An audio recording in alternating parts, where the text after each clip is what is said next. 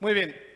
Quiero primero aprovechar la oportunidad de agradecer a la Sociedad Mexicana de Salud Pública por la invitación a este extraordinario evento y nuevamente poder participar en la edición de este año.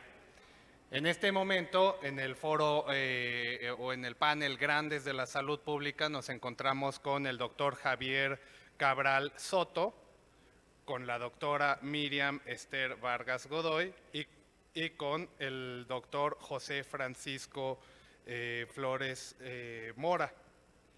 Ahora, antes de comenzar, les voy a leer una breve o ni tan breve reseña curricular de su trayectoria y por qué los conocemos como los grandes de la salud pública y qué lecciones nos pueden dejar a futuro a los salubristas en formación dichas personalidades. El doctor Gabriel Cabral Soto es médico cirujano por la Universidad de Guanajuato y cuenta con maestrías, una en salud pública y otra en administración y atención médica y hospitales.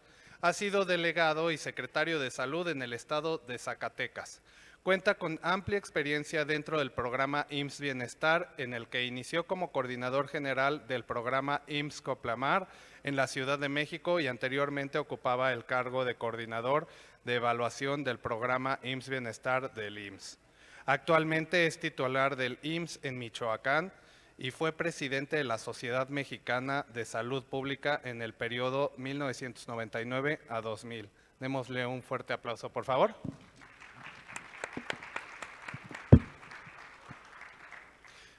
A mi derecha se encuentra la doctora Miriam Esther Veras Godoy.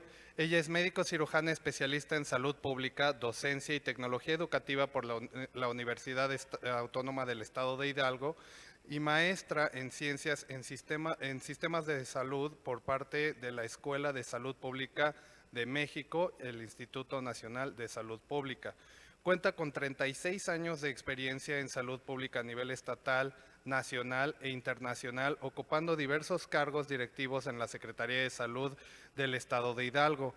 En la Secretaría de Salud Federal, en esta última hasta el 15 de enero del 2021, ocupó la dirección general del Centro Nacional para la Salud de la Infancia y la Adolescencia, además de su participación en la Organización Panamericana de la Salud, del Programa de Vacunación en México y Coordinadora Nacional de Evaluación Internacional de los Componentes en Enfermedades Diarreicas, Infecciones Respiratorias y Nutrición, del Programa de Atención a la Salud del Niño en México en el año 2004. También ha incursionado en docencia ya con 43 años de trayectoria, colaborando con la formación de estudiantes desde educación media superior, superior y posgrado, tanto en especialidad como en maestría. Démosle un fuerte aplauso, por favor. Finalmente, contamos con la presencia del doctor José Francisco Flores Mora. Es médico especialista en salud pública, gestor, presidente de la Sociedad Proactiva en Salud Pública en Michoacán, AC, sociedad filial de la Sociedad Mexicana de Salud Pública. Además, fungió como director de la sección técnica de filiales y correspondientes en la misma.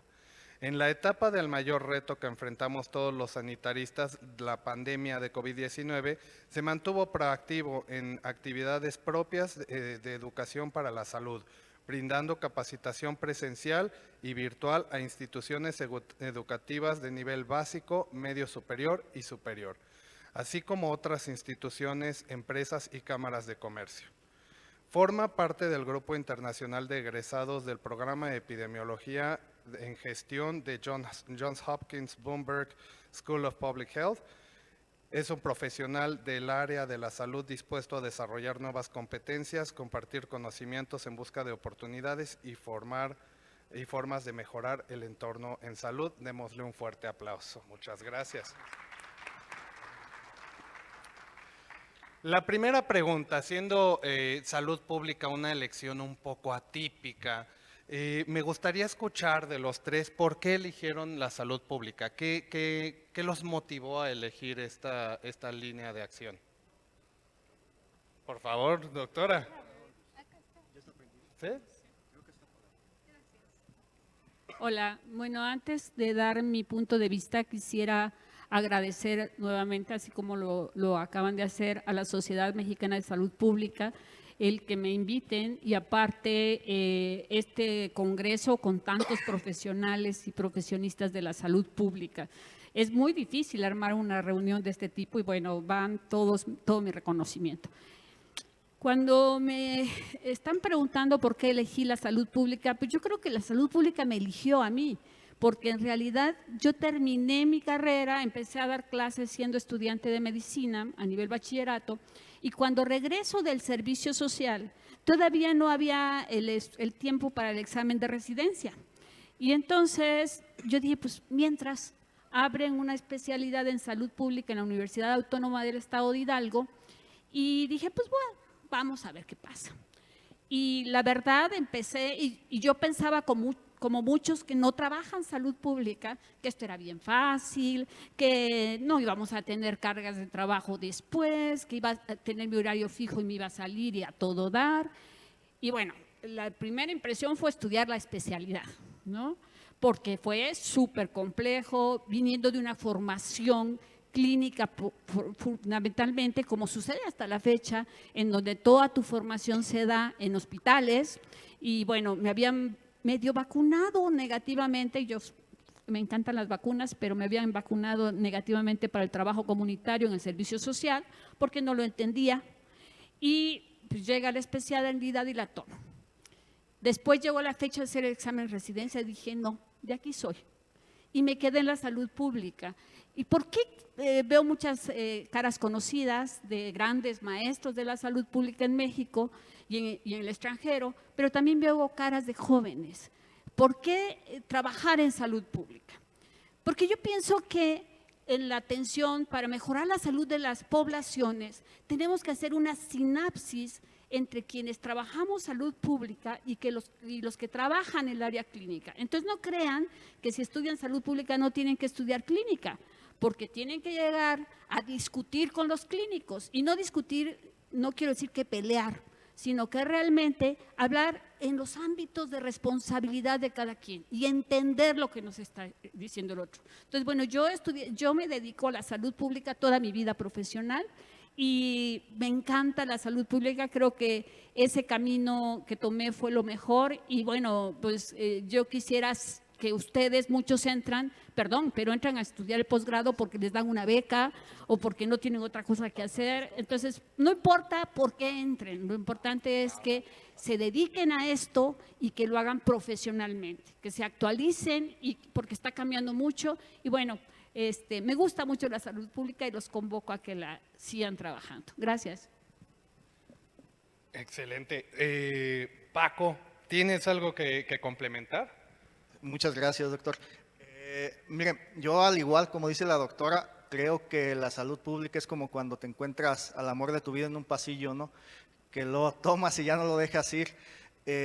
Yo soy médico clínico, ahora sí como está de moda ahorita, que mi primer empleo fue en una jurisdicción sanitaria, y en esa jurisdicción sanitaria me asignan como médico administrativo.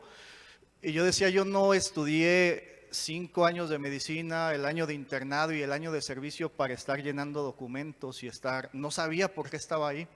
Afortunadamente, mi jefe de jurisdicción en ese momento, yo escuchaba que él tenía una maestría en salud pública y en ese momento ni siquiera tenía el concepto claro de qué era la salud pública, pero yo veía que él entendía muy bien todo lo que nosotros hacíamos. En ese momento empecé a buscar la forma de aprender un poco de la salud pública y entender cuál era mi quehacer como médico en esa área. Tuve la oportunidad de cursar un diplomado en salud pública en una localidad de hecho indígena, ahí en Michoacán. Y ahí inicié a aprender un poco y a comprender un poco lo que era mi actuar como médico administrativo en esa jurisdicción sanitaria. Bueno, ahorita seguimos platicando más ahorita en las siguientes intervenciones. Claro. Muchas gracias. Muchas gracias, Paco. Javier, ¿algo que adicionar? No, bueno, la pregunta es ¿por qué estudié salud pública? ¿Por qué salud pública? Pues no sé, pero aquí estoy. Yo creo que porque, bueno, primero yo estaba en la residencia de cirugía. Acabamos de inaugurar el Centro Médico de Occidente de Guadalajara, del Seguro. Toda mi carrera la hice estoy en León, Guanajuato, la hice en el Seguro. Y cuando me mandaron al servicio social, hubo un problema sanitario, ahora sí que se inundó ahí un pueblo cerca, bueno, un pueblo que es muy famoso, que se llama Purísima de Bustos, no sé si ustedes lo conozcan, y donde son las Poquianchis, para que les quede claro. Vean la película de las Poquianchis, entonces sabrán dónde es. Ahí. Y entonces me forzaron a que yo tenía que, hubo un problema de que se inundó unas presas, etcétera. Pues necesitamos pasantes, si tú eres pasante te vas para allá. Y ahí me pusieron de encargado de la jurisdicción de León, Guanajuato, porque esa pertenecía a eso. Y entonces ahí empecé, bueno, ¿y aquí yo qué tengo que hacer? Tú nomás tienes que dirigir a todos. Ah, bueno, pues ándale pues. Y entonces firmaba y firmaba y firmaba, y creo que toda mi vida he tenido que firmar, porque tenía que firmar. Empecé a ver, bueno, pues qué interesante está esto, en el servicio social. Ya se termina y me voy a la residencia, presento el ENARM famoso, en aquel entonces no se llamaba ENARM, ¿o sí? ¿O sí? Sí, Bueno, a mí me tocó en Guadalajara, y bueno, total que yo entré a cirugía, me eché un año de cirugía, y un día ya me harté, dije, no, pues eso, y coincidía en que la Universidad de Guanajuato se hacía un centro de medicina del deporte. Y uno de los maestros me habla y me dice, oye, tú que estás ahí, que ya te saliste de ahí, ¿por qué no te vas a estudiar salud pública? Necesitamos una gente que entienda de todos estos temas de salud pública, de epidemiología, de administración, sociología, etcétera, porque queremos ser un centro de alto rendimiento de la universidad ahí en León.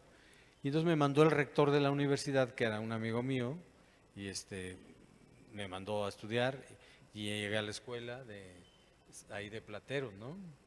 Pero no me querían admitir porque eran puros viejitos, o sea, todos tenían que tener 20 años antes que yo, y decían, no, pues mañana te corren.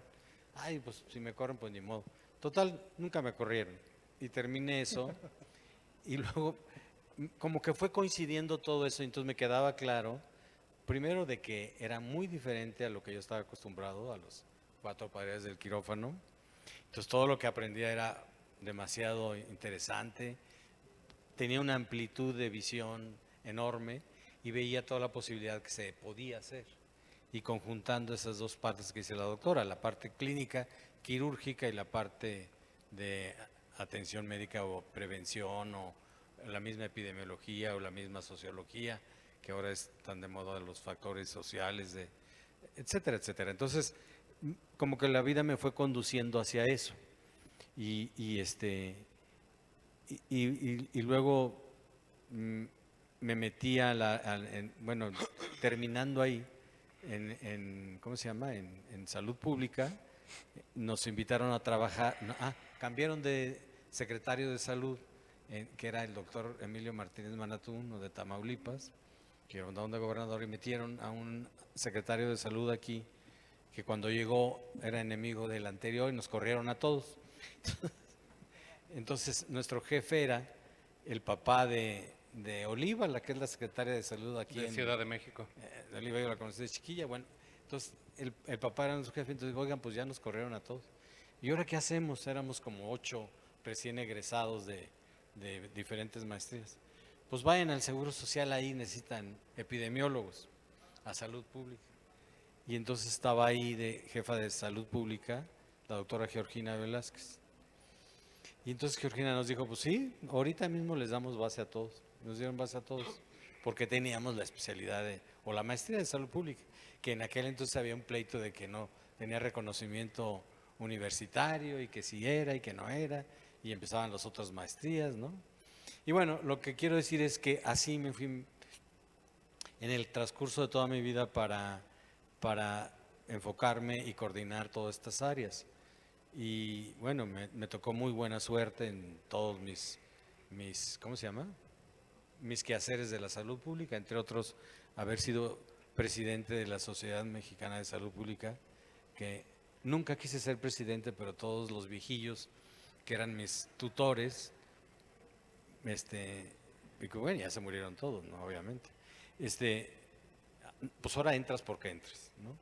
Y entonces fui presidente en 1999, sí, ¿verdad? Más o menos, 99, 2000. Antes que yo estuvo Roberto Tapia y después que yo era Manuel Urbina, que era el vicepresidente, ¿no? Bueno, finalmente por eso hice Salud Pública. ¿Por qué hice Salud Pública? Porque se me hacía muy interesante. Era como ampliar toda la medicina que conocí en la escuela de medicina, en 4 paredes, en el consultorio, en quirófano, en laboratorio, en rayos X, etcétera, y de repente abres todo el abanico y tienes todas las posibilidades de hacer muchísimas cosas. Y se han podido hacer muchísimas cosas, y creo que la perspectiva es muy buena. Y si la plática es para estudiantes, qué bueno que hay muchos estudiantes, qué bueno que se está formando en México mucho esto y que haya interacción con otras escuelas. Yo mi intención quería irme a estudiar, fíjense, quería hacer el doctorado en Johns Hopkins, ¿no? Pero qué bueno que no me fui, porque imagínense qué quemada me hubiera dado porque era colega de Hugo López-Gatell, porque luego Hugo estaba ya, no, qué quemada, entonces qué bueno que no me fui. Y me quedé aquí en México porque el doctor Somme me dijo, no, tú tienes que quedar aquí, ellos que se vayan a estudiar. Entonces mandó a estudiar a Jaime, a Roberto, ¿a quién más? Pues a mí Manuel, a Pepe Narro, a todos, ¿no? Y yo me quedé aquí. Pero mi intención era ir a Baltimore. Y al final, cuando entendí que, pues, ¿quién es de Johns Hopkins? Uno muy famoso, entonces dije, no, pues no. Bueno, conclusión, aquí estoy a sus órdenes y qué bueno que hacen esto para los estudiantes. Yo me encontré con la salud pública también, algo que encuentro en común con ustedes es que me encontró a mí. Y no al revés, no lo he estado buscando, me lo encontré la primera vez que visibilicé ébola con mi propia cara. Cuando trabajé en malaria en África subsahariana y detectaba que no era en sí darle el medicamento a las personas, sino salir a buscar a aquellos que tenían los factores de riesgo y determinantes sociales para fallecer, ¿no? Entonces, ¿por qué no llegaban a las clínicas o por qué se morían en Bonsoku? Porque en malaria severa no podían salir caminando 3 kilómetros en la carretera, y ahí es donde empecé a hacer ese clic. Luego, cuando tomé la jefatura de bioseguridad para la Sedena, para COVID-19, aplicando las mismas lecciones aprendidas, entendí esa parte. Que un documento puede salvar a millones de personas. Puede cambiar y moldear el futuro de personas. Creo que me encontré en otra situación, en la ruta del migrante en Guatemala, Escuintla, con Marla, una paciente de TB que falleció con nosotros lamentablemente, y sus hijos se perdieron en la ruta del migrante, y yo con un nudo en la garganta presenté ese caso en frente del presidente en ese entonces de Paraguay, Mario Abdo Benítez, hace año y medio, cuando trabajamos incidencia política para introducir la ley de tuberculosis en ese país, y ahora estamos celebrando que próximamente Honduras se une a esta trayectoria de legislación monotemática en TB. Y ver que funcionó, ver como sociedad civil que funcionó y que moldeamos una política de país, ver que no necesitaba ser un puesto alto en el gobierno, no necesitaba tener esta brecha o privilegio de tener posgrados monumentales, sino el haber salido y tocado la determinante y haber palpado la necesidad de la población, podía incrementar la expectativa y la voluntad política para moldear los sistemas de salud. Ahí es cuando desperté. Yo, siendo 2 generaciones abajo, les quiero transmitir de igual a ustedes el entusiasmo de que sí podemos modificar la salud pública de México y de nuestra región. Sobre estas lecciones que les platico, quiero escuchar las suyas, empezando por usted, doctor Javier.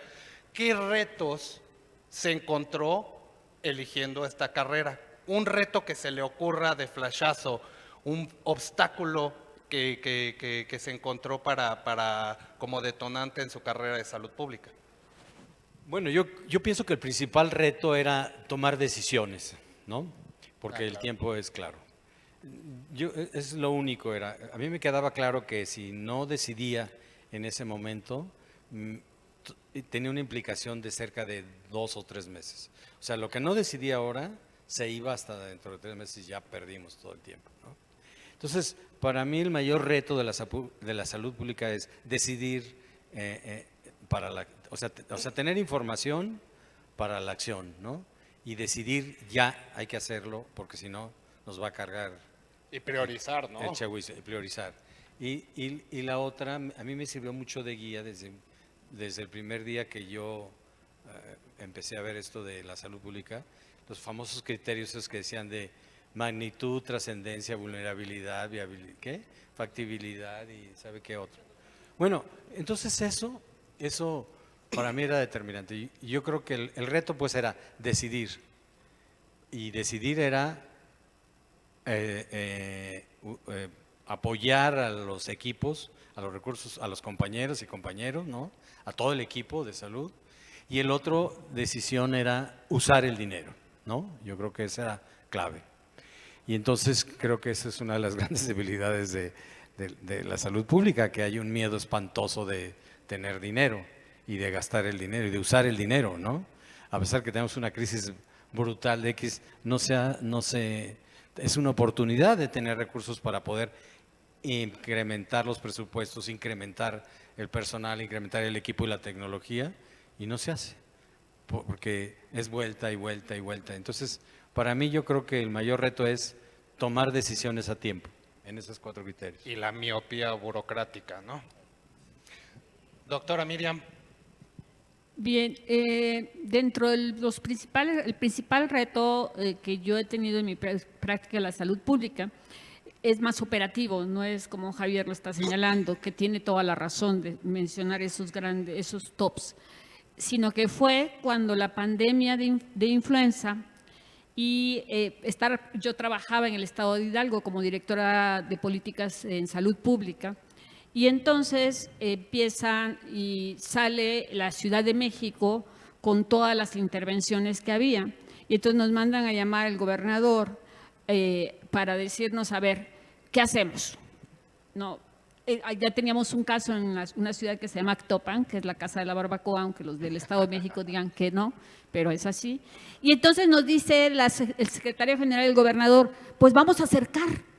Eso de cerco epidemiológico, pues vamos a acercar a Actopan, ¿no? Y entonces empezarle a explicar a los políticos cuáles eran las medidas de salud pública nos costó muchísimo y era un gran reto y temor porque no sabíamos nada. O sea, no se sabía, era la pandemia que esperábamos, pero no fue la que esperábamos, sino que fue otra.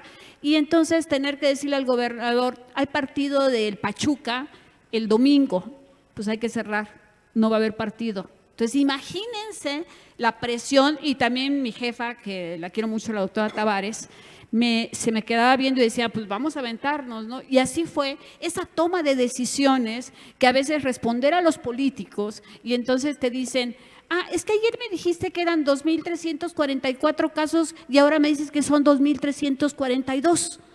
Y entonces se metían en el dato, las discusiones en las redes sociales. Entonces, esos retos nos costaron mucho trabajo, pero fuimos ordenando el proceso.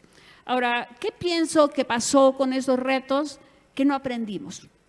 Y que viene la pandemia de COVID-19 y pareciera ser que no aprendimos, no tuvimos las experiencias en ese sentido. Entonces, por eso es necesario que haya gente nueva, gente que analice datos, gente que use las nuevas tecnologías para darle al tomador de decisiones información para la acción. Porque a veces decimos información para la acción y ahí tenemos a todo el mundo armando datos y lo único que queremos es un mapa para presentar a los demás, ¿no? Entonces, va más allá.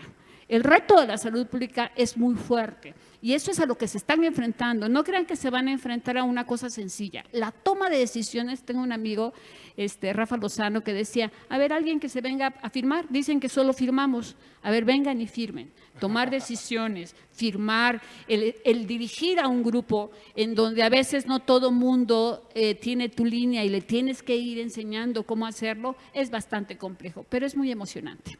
Gracias. Totalmente de acuerdo. Paco, ¿qué nos pudieras platicar al respecto? Sí, doctor.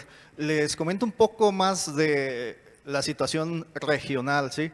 Y yo creo que tanto de forma regional como de forma nacional o de forma estatal, como sanitaristas, salubristas, tenemos ese gran reto que bien comentan todos ustedes, el lograr hacer entender a los tomadores de decisiones, que la mayoría de las veces son tomadores de decisiones políticos, aunque estén en un puesto administrativo de importancia, cómo hacerles saber y cómo hacerles entender y cómo concientizarlos de la importancia que tiene una acción, como bien decía doctor, un documento que puede salvar miles de vidas, ¿no? Un programa que puede salvar miles de vidas. Y ese es el principal reto y un reto que es constante siempre para un sanitarista. Ojalá que en algún momento los tomadores de decisiones sepan un poco de salud pública, entiendan un poco de salud pública, y si no lo entienden, que permitan que haya un grupo de asesores en salud pública que les brinde la información necesaria para la toma de decisiones. Eso lo aprendimos gracias al doctor Carlos Castillo en ese curso de epidemiología de gestión ahí de Hopkins. Entonces, siempre tenemos que tener en la mente cómo poderles dar la información digerida a los tomadores de decisiones para que acepten llevar a cabo la acción. Claro, un esfuerzo de diplomacia científica para dirigir y resumir al tomador en un acto fugaz. Ese es un esfuerzo que se ve muy frecuentemente en los más altos foros de diplomacia científica, como en la Asamblea General de las Naciones Unidas y las reuniones de alto nivel. El que yo me he encontrado siendo una nueva generación es la brecha intergeneracional, que hay vacas sagradas, y el hermetismo institucional, que ya que está la vaca sagrada en situación de poder en el sector público, es intocable. Como decía el diputado Héctor Jaime, no hay protesta sin propuesta. ¿Cómo le hacemos nosotros, las nuevas generaciones, para sobrepasar este conjunto de desafíos que encontramos entre los grandes?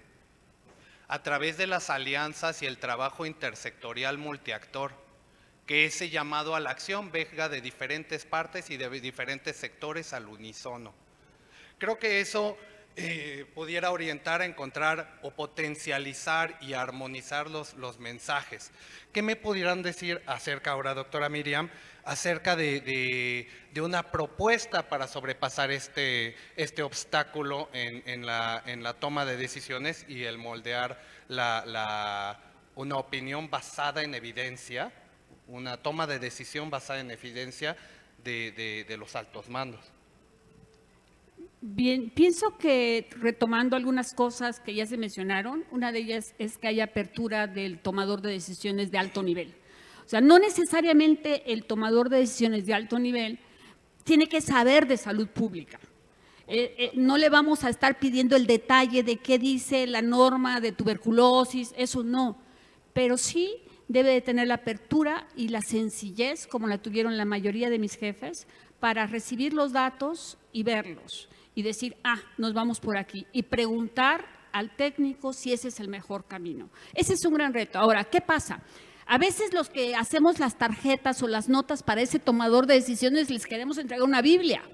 Y entonces les entregamos un montón de tarjetas con un montón de información, y eso es trabajo del de salud pública. Tiene que pasar información concreta que le permita tomar decisiones al otro, pensando que la persona que le vamos a llevar la información está con 20,000 cosas, y que a veces agarra la tarjeta y empieza a ver, no, pues la historia de la vacunación en México. No. A ver, ¿cómo estamos con relación al presupuesto? ¿Cómo estamos con relación a la dotación de vacunas? ¿Cómo estamos en las coberturas? ¿Y qué hay que hacer? Entonces, eso lo tenemos que aprender como trabajadores, y creo que ese es un reto de poder transmitir la idea fundamental para que el tomador de decisiones, orientar la toma de decisiones de ese tomador, que al final de cuentas no solo va a decidir eso, sino que va a tener el contexto político, porque es quien hace la política en salud, no la política del otro lado, ¿no? Claro. Doctor Javier, ¿algo que nos quiera comentar al respecto? Bueno, es que yo esa pregunta no la entiendo mucho, pero es, ¿qué le tengo que decir yo? El reto es la toma de decisión, la priorización. No, bueno, ¿Cómo sobrepasamos esto si alguno de los aquí presentes tuviera un reto semejante a posteriori? Es ¿Qué que lección yo, aprendida yo tomamos? ahí sí, yo difiero de eso. O sea, ¿cómo le voy a hacer para que el tomador de decisiones le atienda o no ¿Cómo le lo atienda? convencían a usted? No, yo al contrario, promovía que lo corrieran por inútil, por pendejo y por ignorante, ¿no? Eso sí, sin duda.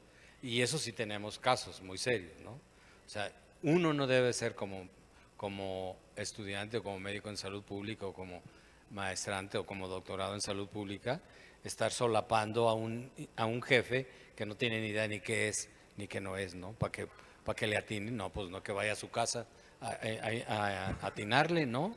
No, y ese es el gran fracaso que tenemos, de que, es que es un puesto político y eso Claro. está esa es una cosa que, no es que lo pusieron al jefe de la jurisdicción, al jefe del programa de no sé qué, por una posición política. Entonces hay que estarle ayudando al huevón ese, al ignorante ese, que, no, pues para que entienda qué es lo que quiera, ¿no? Eso es inaudito, eso es para afuera, al contrario, hagan una marcha para que lo manden a la chingada, pero ya, así, ipso facto para afuera. Yo, por fortuna, nunca he tenido que depender de nada. Todos con mis jefes que fueron, primero porque sabían. Yo no voy a permitir que un doctor, que porque cuestiones políticas, que sabe que y porque sabe que ahora es el que es el especialista, mucho se decía que los secretarios de salud de los estados eran porque era el proctólogo del gobernador y el pediatra de los niños del gobernador. Reumatólogo Y así del fue, no, pues no, oiga, discúlpeme, ¿no? El que maneja la salud pública tiene que salir salud pública. Ustedes y nosotros, o nosotros y ustedes, están dedicando su vida a estudiar ese tema para que las cosas se hagan mejor, ¿no? Y no debemos de permitir eso ni tolerar eso, ¿no? O sea, eso jamás, sí.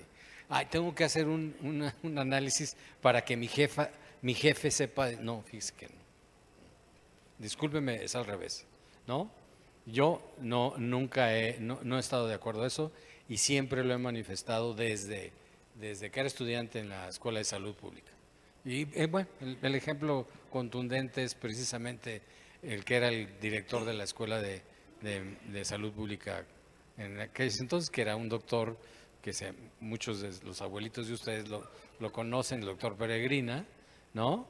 Y eso sí no se vale, eso debe ser al revés. Los que estudiamos salud pública, ustedes que están estudiando, deben exigir que la gente que está en el área tiene que saber los conocimientos básicos que ustedes mismos estudiaron, porque está ahí. Es como aceptar que el jefe de los ingenieros sea un cuate que es pedagogo y ahora es el responsable del puente de no sé dónde, ¿no? No, pues pasa lo que pasa. Que nunca pasa, ¿no? Exacto, no, eso no. No, eso es Jamás, ¿no? ¿De qué como hablas? el juramento hipocrático, así para afuera, ¿no? Yo no voy a estar. No, ni ideal ni real. Yo creo que tenemos que exigir como estudiantes, como gente que nos gusta la salud pública, que nuestros jefes estemos en el mismo canal todos y que estemos preparados, ¿no? Que es eso de que yo le tengo que llevar y hacer y para que entienda. Y es real, eso sí es real. Hemos tenido secretarios de salud que hay que estarles enseñando, pues no.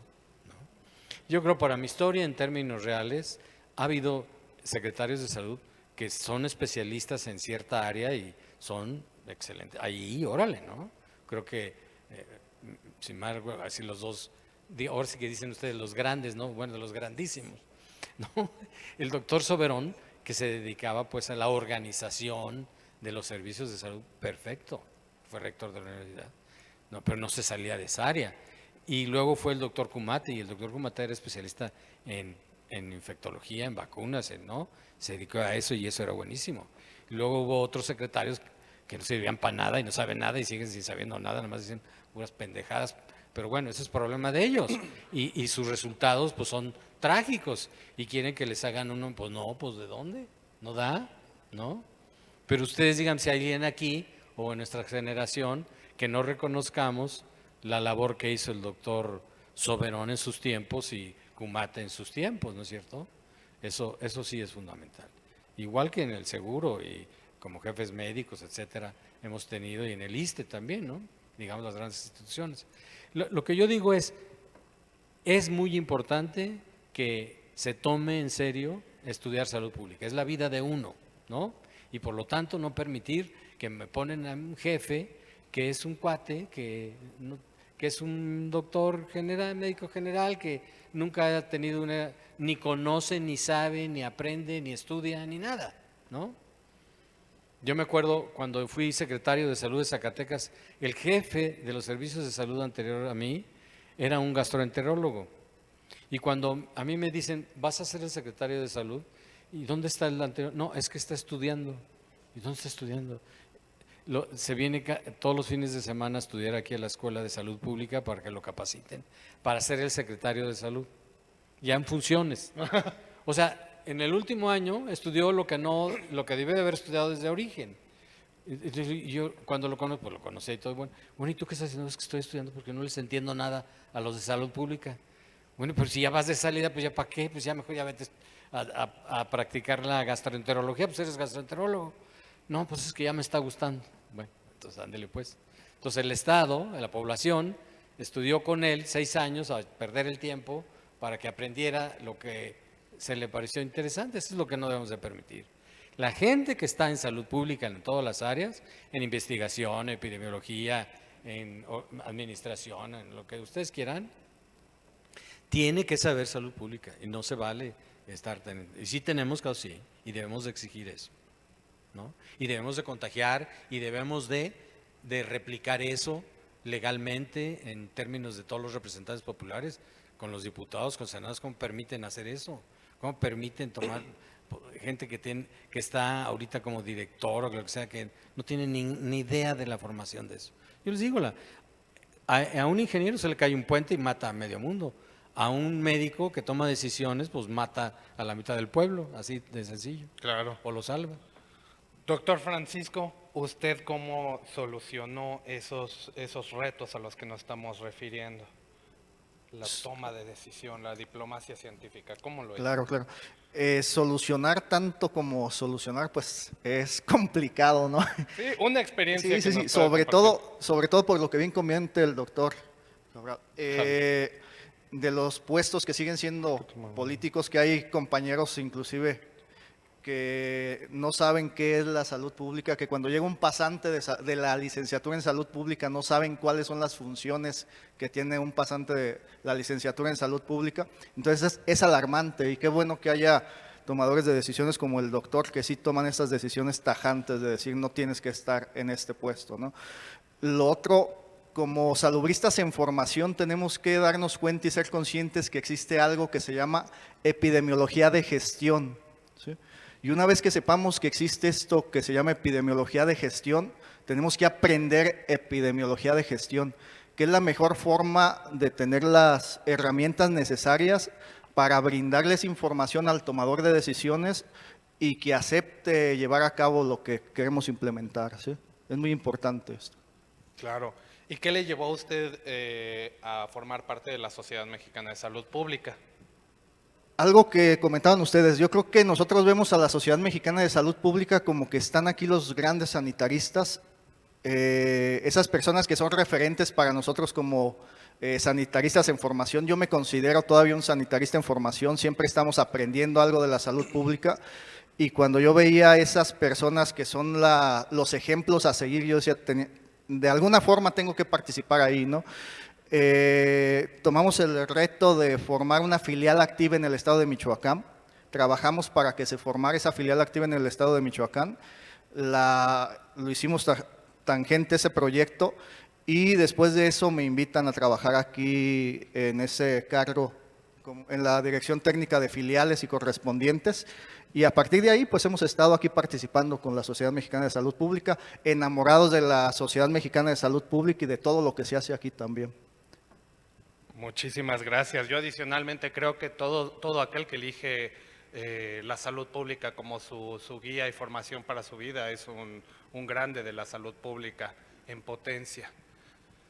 Doctora Miriam, ¿qué nos pudiera comentar acerca de la Sociedad Mexicana de Salud Pública y qué la llevó a formar parte de esta? Bien, yo pienso que cuando tú decides un área de formación, tienes que actualizarte y tienes que participar de un gremio. Y pienso que la Sociedad Mexicana de Salud Pública nos da esos elementos, que desafortunadamente no podemos algunos asistir porque nuestros trabajos no nos los permiten, ¿no? Porque tienes mucho trabajo y no te puedes actualizar. Y eso fue lo que me llevó a mí a inscribirme hace muchos años. Y ahora soy orgullosamente participante de la Sociedad Mexicana de Salud Pública, dado que dentro de las generaciones que tuve, pues tengo el orgullo de que Juan Francisco, el presidente de la sociedad, fue mi alumno. Dice que estudió salud pública por mí, pero bueno, eso yo creo que me lo dice para endulzarme el oído, pero yo quiero mucho a la sociedad, ¿no? Y les agradezco siempre que me consideren para los trabajos y para los grupos que hay, grupos técnicos. Muchísimas gracias.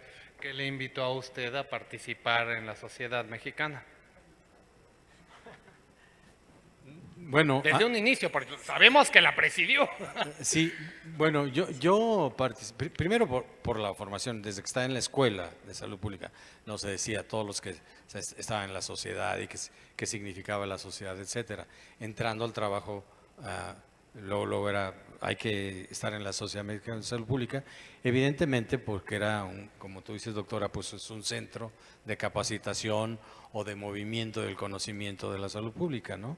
Esa era una cosa, pero no era yo muy activo, sino que hubo un cambio generacional que a mí me tocó en 1996, 97, en que todo el grupo de médicos de salud pública jóvenes de ese entonces, aliados o al revés, los otros, digo, más grandes generacionalmente y todo, querían un cambio generacional de sacar a los viejitos de la salud pública. Miren, cuando yo fui secretario de Salud de Zacatecas, cuando recién egresado de la maestría, el doctor Soberón junto con otro doctor, no me acuerdo cómo se llama, ahorita les digo cómo se llama, pero bueno, se hizo un programa de administración de servicios de salud y de hospitales en la UNAM, en la Facultad de Contaduría y Administración, porque el director de la Facultad de Contaduría estaba relacionado con un colaborador del doctor,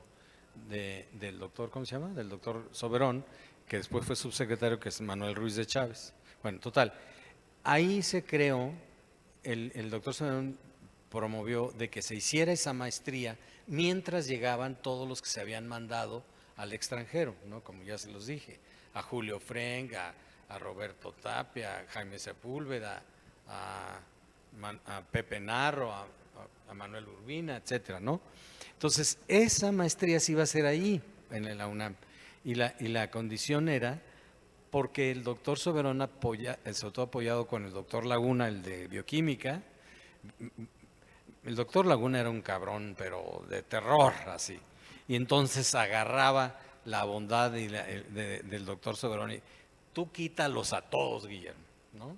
Entonces traían la moda, ellos los ya grandes, de la misión de que volteaban a ver a las secretarías de salud de los estados. Los secretarios de salud de los estados, no sé si ustedes conocen a muchos estados, eran puros viejitos que tenían 25 años, 30 años de secretarios de salud. No tenían ni idea de nada. Las pinches secretarías todas horrendas, cochinas, llenas de telarañas, ¿no? Y todo era así, ¿no? Un robadero de dinero, todo.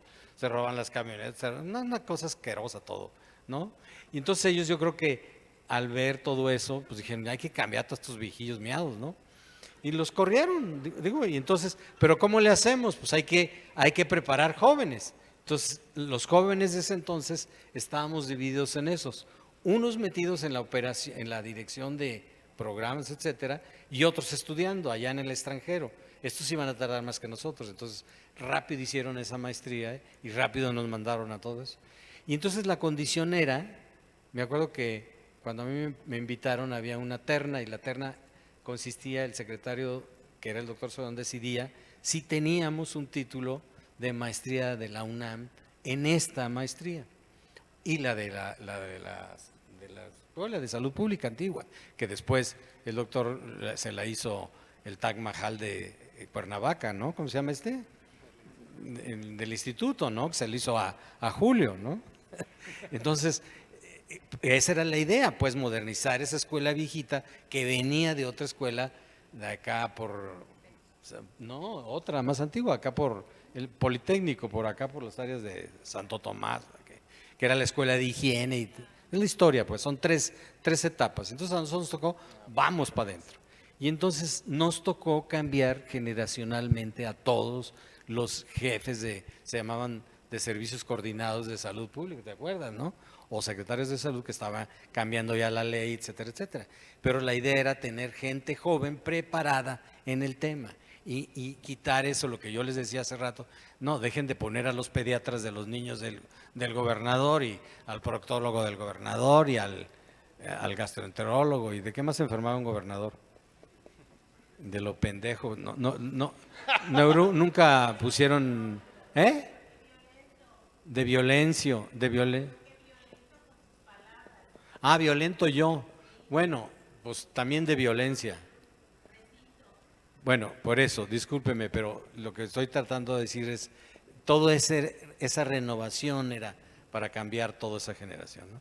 Y entonces, a mí me tocó eso de que vamos a cambiar a todos los que tienen muchos años, mucho tiempo y que ya no estaban preparados. Porque además, por otro lado, todos los compañeros que estaban en las áreas de epidemiología, de ¿cómo se llama?, de administración, de programas, que estaban en laboratorio, todos estaban llegando de nueva formación y cambiando generacionalmente a toda la gente de salud pública que tenía entre 25 y 30 años y hasta más, ¿no? A ti te tocó eso en Hidalgo, ¿no? No recuerdo exactamente quién era el secretario en ese entonces. Yo lo que les puedo decir es eso, había un cambio generacional, ¿no? Y esa era la idea, perfeccionar, capacitar y que cada quien que estuviera preparado y que tuviera la mayor avance tecnológico, ¿no? Muchísimas gracias, doctor Javier. Ahora, platiquemos, porque ya se nos viene el tiempo, la última pregunta. A través de su experiencia, doctor Francisco, ¿cómo ha evolucionado el papel o las funciones del salubrista en nuestro país? Yo creo que hasta cierta forma sigue un poco estancado, sigue un poco estancada la función del salubrista en nuestro país. Hay algo muy importante que mencionaba la doctora. Como salubristas también tenemos que saber lo que comentaba ella, la clínica, porque si sabemos clínica, como en tu caso, doctor, que fuiste, palpaste y viste los casos y después traspolaste todo hacia la salud pública, ¿no? Fue más fácil también hasta cierta forma convencer y concientizar a los tomadores de decisiones, ¿no? Entiendes más. Y siento que tenemos que buscar ese puente también entre la clínica y la salud pública, porque a veces estamos como divididos, los médicos que saben salud pública y los médicos que saben clínica. Les comparto un poquito una experiencia que tuvimos en la pandemia. Gracias a la información y a la epidemiología basada en evidencia, yo nunca he dejado de hacer clínica. Y en el sector privado pues me vi en la necesidad de empezar a atender pacientes cuando los servicios estuvieron sobresaturados, cuando ya no había camas hospitalarias, de atender pacientes con COVID grave en sus casas, ¿sí? Hacíamos atención domiciliaria en localidades que a veces teníamos que, si nos llevaban a las 2, 3 de la mañana, tenías que acudir a la localidad, una localidad que la verdad si vuelvo a pasar por esos lugares y yo les decía, no sé cómo me metí aquí. La gente, los familiares nos tenían que esperar en la brecha y ellos acompañarnos hasta donde estaba su familiar, y todo esto y todo lo que pudimos hacer como médicos clínicos fue gracias a lo que sabíamos de salud pública. Afortunadamente y gracias a Dios en los 3 años de la pandemia no me contagié a pesar de que estuve atendiendo pacientes así. Pero no me contagié también por lo mismo, porque sabía salud pública, porque sabía que lo mejor en ese momento, si era una enfermedad respiratoria, también a veces nos queremos ir a lo más científico y nos olvidamos de lo más básico, ¿no? Si era una enfermedad respiratoria, pues teníamos que tener un método de barrera que nos protegiera la vía de entrada de esa enfermedad, ¿no? Ese cubrebocas que estuvo en tanta controversia, si era útil, si no era útil, pues por sentido común, que a veces es el menos común de los sentidos. Utilizábamos el cubrebocas, si llegábamos a un lugar donde el paciente estaba encerrado, porque así también lo decían los medios, si tienes COVID enciérrate y aíslate y muérete solo.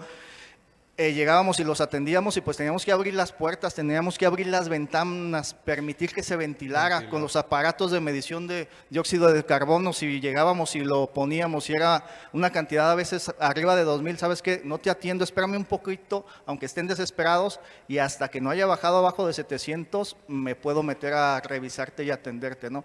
Entonces ahí es cuando hacemos ese clic entre la salud pública y lo clínico, y yo creo que ahí es cuando podemos hacer un ejercicio mejor de nuestra profesión. Y tiene que existir ese puente entre la salud pública y la clínica, definitivamente. Extraordinario. Yo no recuerdo cuánta gente tuve que embolsar de cadáveres en diciembre 2020 y enero 2021. No sé, la verdad es que acababa bañado en sudor todos esos 2 meses, y mi entrevista con la cual salí del ejército fue cuando dije eso al LA Times, cuando me enojé con el New York Times y les dije, es que estamos metiendo gente con tuberculosis, no toda la tos es COVID-19. Y llego a Naciones Unidas este año, hace como 2 meses, para la discusión de prevención, preparación y respuesta pandémica. Primer evento de la humanidad en la preparación de un acuerdo y actualización del Reglamento Sanitario Internacional para el Tratado Pandémico. Leo y digo, perdón por lo del recinto, pero ¿qué es esta madre? Nadie de las personas que escribieron este documento, doctores de Harvard, de Stanford, había puesto un solo pie en un hospital. No se les ocurrió escribir, por ejemplo, equipo de protección personal. Ni una sola mención en la declaración política ni en el tratado. Esto es cierto, el Zero Draft que pueden checar de la presente Asamblea General o del órgano de negociación intergubernamental no lo incluía en sus primeras versiones. Tuve que ir a prácticamente gritonearme con las misiones permanentes para incluir la de cobertura universal de salud, no incluía la palabra mujeres. Así de ridículo llega a ser la brutal desconexión que hay entre profesiones. Sé que ya se acabó el tiempo, todavía no vienen a casarnos, pero les quiero agradecer a todos por sus excelentes aportaciones al futuro de la salud pública de México y al presente. Doctor Javier, doctora Miriam, doctor Francisco, les agradezco de sobremanera y es un placer haber conversado el día de hoy con ustedes. Muchas gracias.